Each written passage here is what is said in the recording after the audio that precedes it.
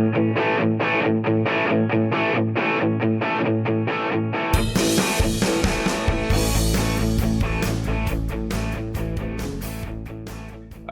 right. Welcome to another episode of Life According to Brian. And Jason. Hey, Jason. How you doing? Hey, I'm doing pretty good, Brian.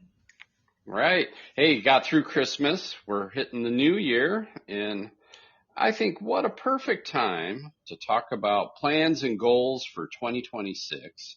And you're a fun dude. And do you have some fun goals for this next coming year? Fun goals, yes. I was thinking about this when you asked me. I go, what would be a fun goal for me to do?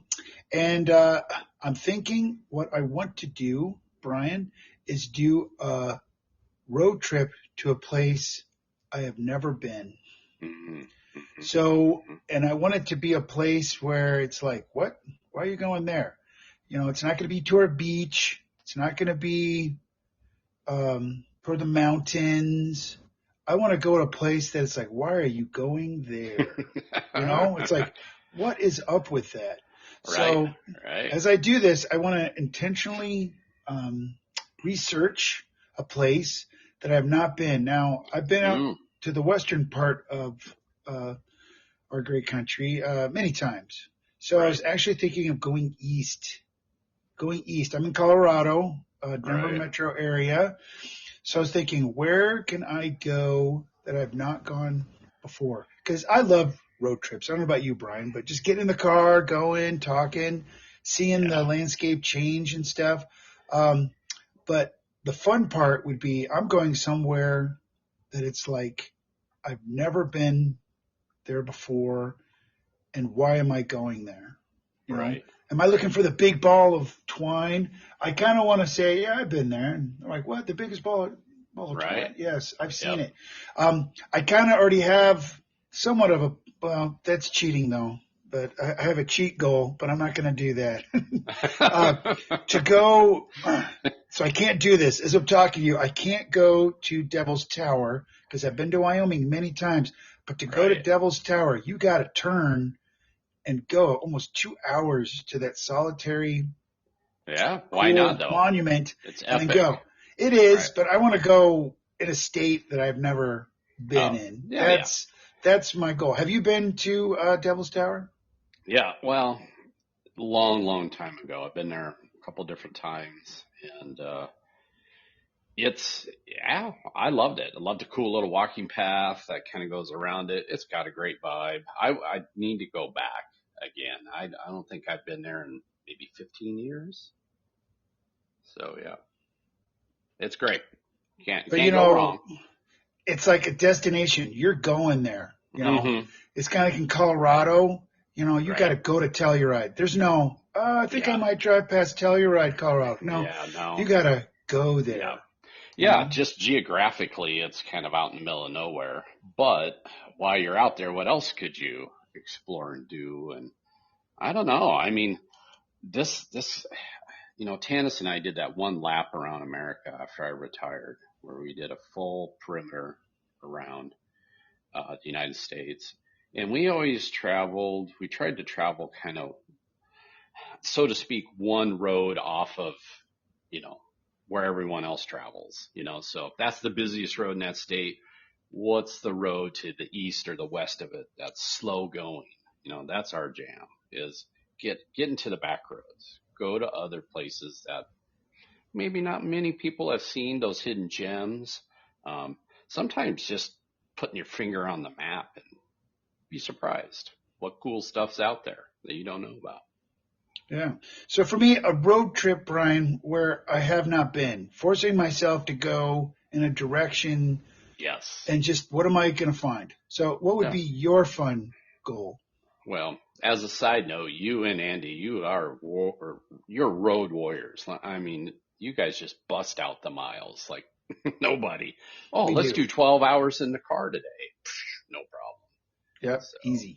Yeah. You guys are good. Tanis and I aren't quite that. We travel a lot, but our truck seats only give us about 8 hours, I have to say. So maybe it's the vehicle. I don't know. But fun goal for the year. Well, we are getting back to traveling, and I love surprise trips, but I also like traveling a little different. And I have to say, I already have my fun goal laid out for the year. We're going to go back to in the fall, the country of Croatia. Loved it the first time. Mm. We're going back the second time, but this time we're going to do a biking and sailing tour together. So it's like you rent bikes when you're over there. They put it on the boat and you sail to an island and you ride across an island. So, and then the boat swings around the island, picks you up at the end of the day. You sleep on the boat and then you hit the next island. So we're going to work our way down the Croatian coast from like Split to Dubrovnik, and never done that. So I'm cheating when I say my fun goal. I already know what I'm doing. I think my second fun goal, might as well double dip, right? Come Why on. not? I want to go out and do some kind of weird Arkansas biking thing. I haven't decided yet. I love bikes, so I'm thinking maybe I could go do a mountain bike enduro race. Enduro racing is they set you up on a trail and it's just you against the clock. They'll say, okay, if you start here and you're going to end here, could be short, half mile, could be a mile. And you just try to get down that trail and then usually do anywhere from 5 to 10 different sections of that in a day. Okay. Or I've looked at cyclocross. Maybe that's a fun goal. It's kind of a weird sport in itself, but they're starting a club here in Bentonville, and I went and checked them out. The third one might be bike polo. I know a dude that's advertising to set up a bike polo team down in Bentonville, so I don't know. All three of them sound fun, so I just got to pick my fun. Dude, I got comments on all that. Dude, first of all, how fun you and Tanis putting both your loves of biking and being on the water for that one goal. That's a nice marriage of that.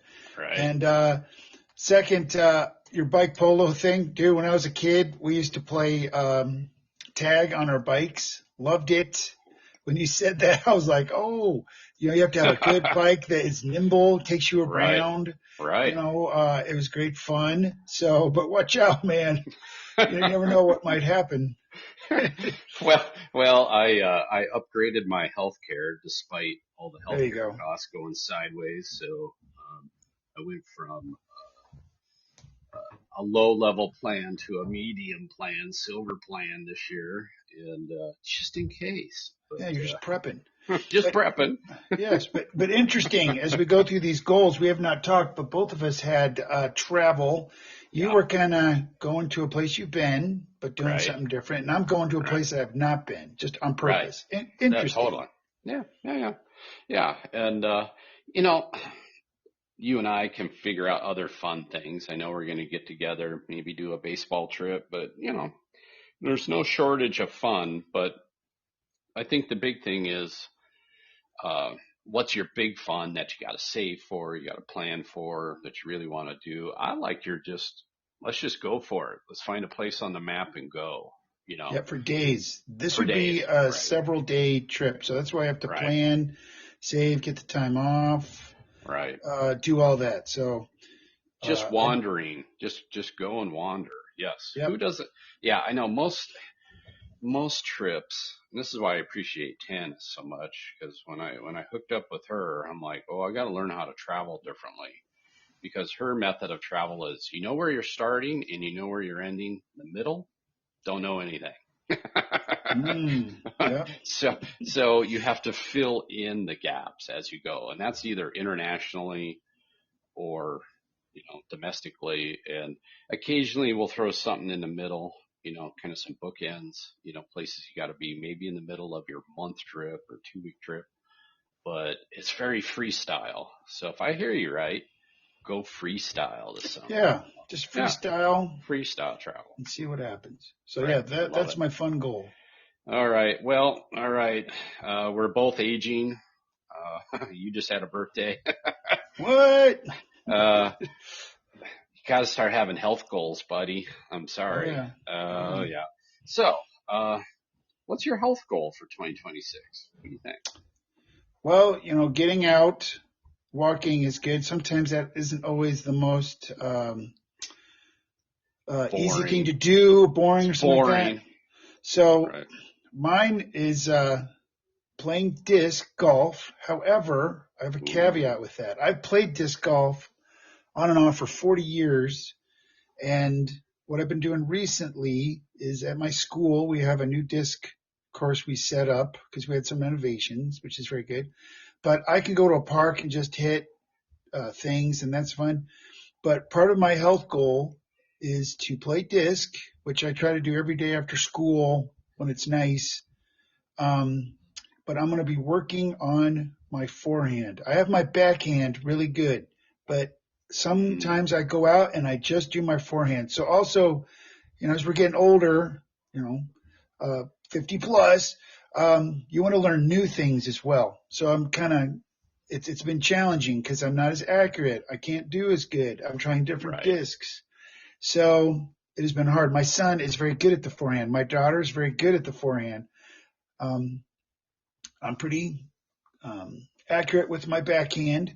So for me, getting out, walking every day on Yeah. the disc course or in a park, hitting things and working on my forehand. So I, I've only really started just a little bit here, like past 2 weeks. But as the new year comes, my goal is to be walking every day. And to do that, I'm going to play disc golf and use my forehand.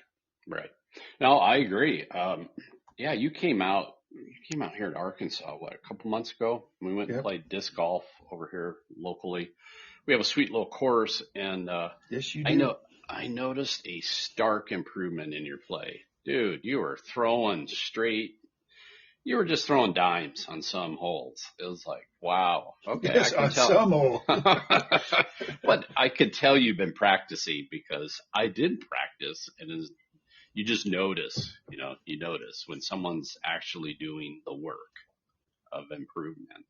And I think you hit on it right there. Your goal is actually my goal, not in terms of disc golf, but consistency.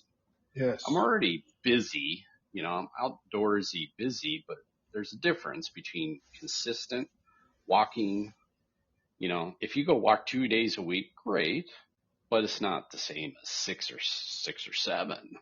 That's going to pay dividends versus your 2 days. Maybe not.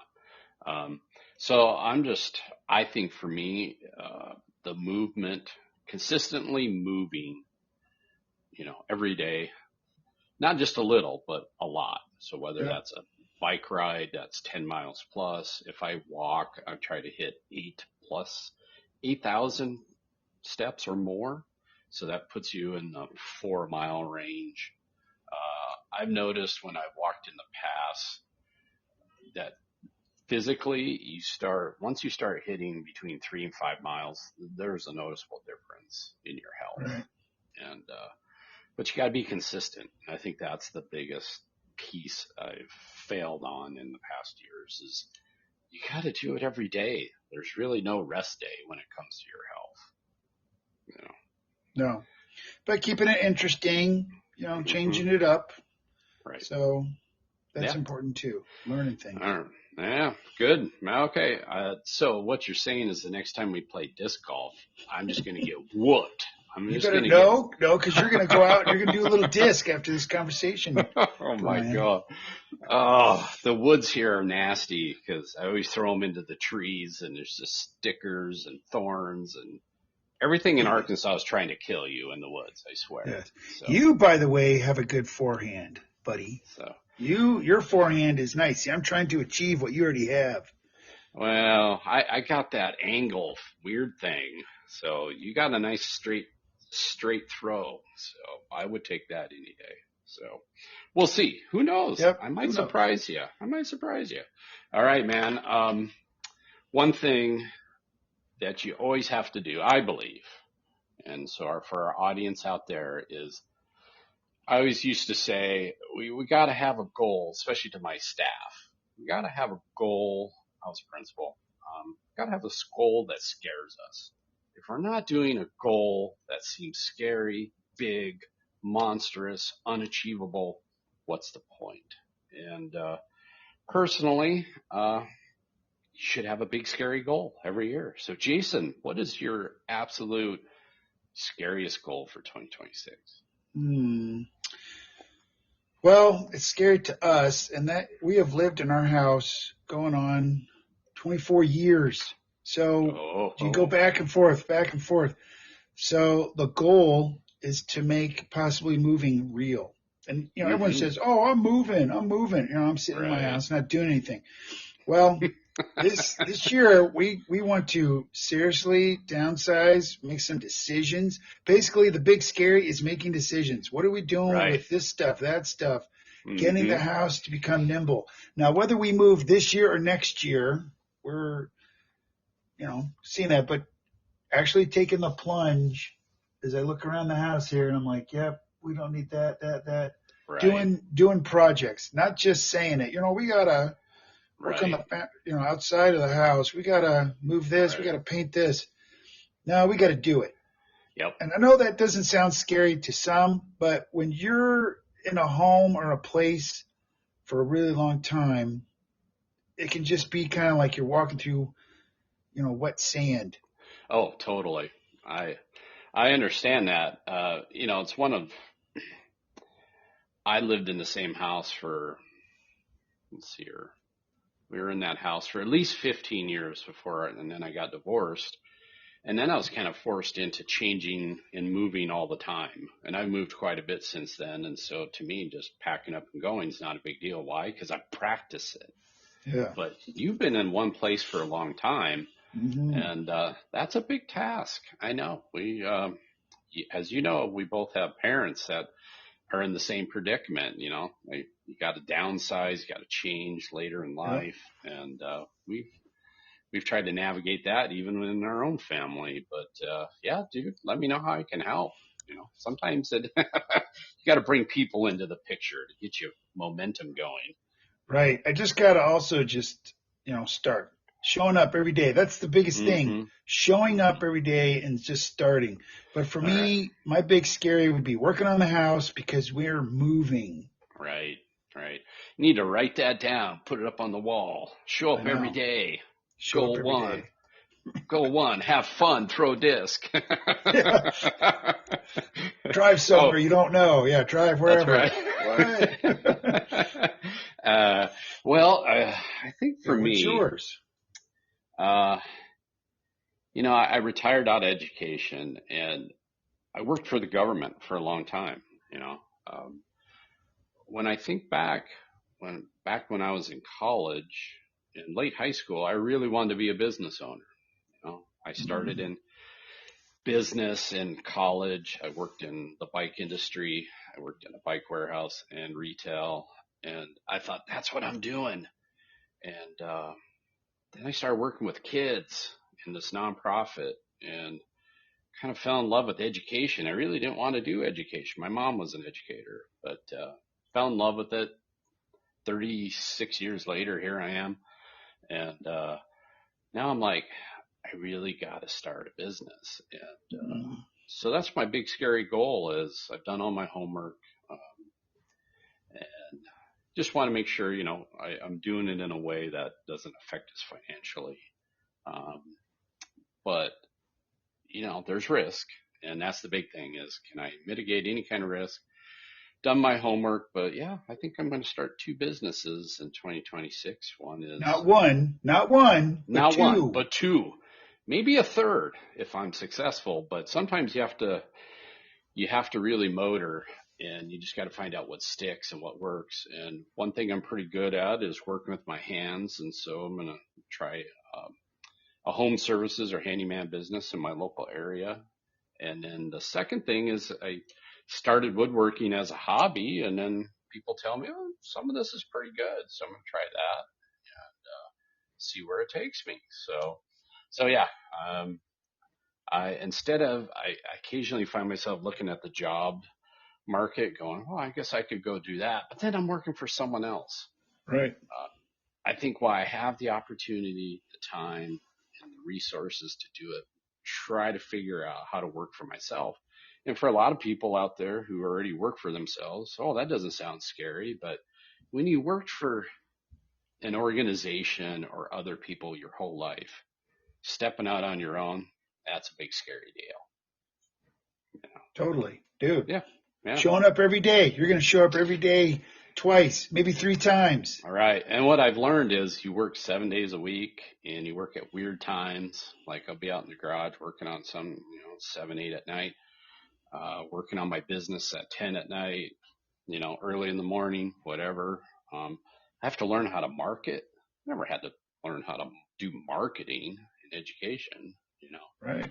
And so, yeah, there's all this foreign stuff you gotta, it's like all this business setup, LLCs, and, you gotta find attorneys, and you gotta, in Arkansas, there's a certain business setup, and you gotta pay what's called a registered agent out here, and there's all this business stuff. So I switched from the education books of my life to business books. Well, I kind of like that. You're going to your roots. Yeah, like going back full circle. Yeah, that's good. Yeah. So 40 some years later, it's time to start a business, Jason. Well, I think that's a good, big scary goal. It's a big scary goal. So anyway, and I hope people weigh in, like what are big scary goals for other people? Like I'm going to go ask Tanis, what's her big scary goal for this year? And, it's always nice to reset yourself. I know a lot of people say, well, New Year's resolutions don't work. I kind of disagree. One thing I've learned that really has worked for me is I blitz things in 3-week chunks. I move it way down to 3 weeks, and I actually print out a calendar, and I box it out. In these 3 weeks, I want to achieve this. That seems much more manageable than saying 2026, and right. So that's kind of how I got this far. I mean, last year I set up a couple of YouTube channels. You and I started this podcast. I did all my business infrastructure. I spent a lot of time out in the workshop creating products I think people could sell out there. So it was a year of research, right? But I had to do it in chunks. You just can't say, oh, I'm just, my goal's this at the end of the year. No one can do that. So I like the 3-week model. Just mark out and say, by the end of this time, I have to have 2 products I can sell on Etsy. And that's what I did. And then, okay, did I come up? Oh, I did too. Doesn't mean they're going to sell, but in that time, I was very focused, And then what's my next 3 weeks? And so you just kind of have to be your own, you have to have a concept that works for you. What's your... Sure, it's your passion and right. It's your goal. Just like these goals are like, oh, I've already done that. That's easy. Well, we haven't. Right. So that's why it's your goal. Right. And everyone's got to figure out how can you get some momentum, and sometimes you take off too big a goal. Like I look at our goals and they're pretty big, but now we have to back way up and chunk it. How do you make micro goals manageable? And if like you said, if you get out and walk 3 days in a week, next week could I do 4? Before you know it, you're out playing disc golf 6 out of 7 days a week, Right. But you just can't swing for the fence the first time and say, I'm doing all 7 this week. Right. Let's go. Right. In 3-week time, like how many times could you go out and play disc golf or whatever? And, so yeah, I think that's one thing I've learned in 57 years is micro goals in time make up your big goals. Yep, showing up every day, just getting up, showing up, doing it. Right. Yep. Even if it's like you throw the disc for 5 minutes in a day, it's better than not picking up the disc and throwing it. Right? True. So yeah. Well, dude, guess what? What? Oh, we are out of time, my friend. That happens. You always sound surprised every time I say it. Well, friends, thanks for joining us again on Life According to Brian. And Jason. And remember to follow us on all the different platforms out there and leave us a comment. Thanks for joining us. Bye.